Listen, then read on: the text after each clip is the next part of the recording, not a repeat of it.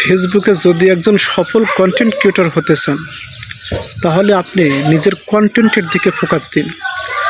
অন্যের ভিডিও সারাদিন ধরে দেখতে হবে না, সারাদিন ধরে অন্যের কমেন্টের পিছনে পড়ে থাকতে হবে না।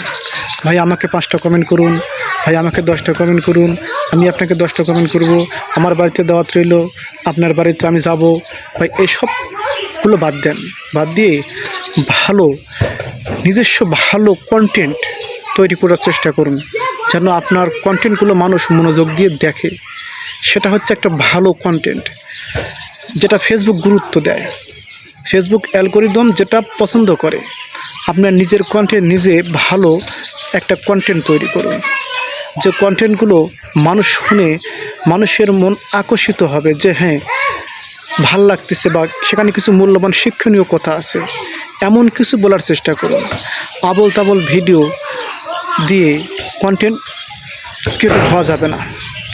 আপনাকে আগে বুঝতে হবে মানুষ কোন ধরনের ভিডিও চায়, আর আমি কোন ধরনের ভিডিও ছাড়ছি। এটা আপনি যে পেশাতে যে ভিডিও ছাড়েন, কিন্তু মনোযোগ সহকারে সেই কন্টেন্টটা করবেন।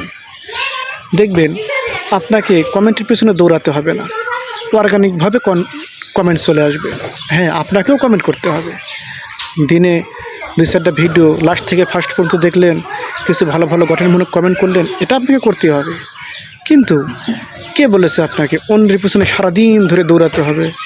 ভাই আপনার নিজের কন্টেন্টের দিকে ফোকাস দিন, ইনশাল্লাহ দেখবেন অনেকটাই আপনি এগিয়ে যেতে পারবেন।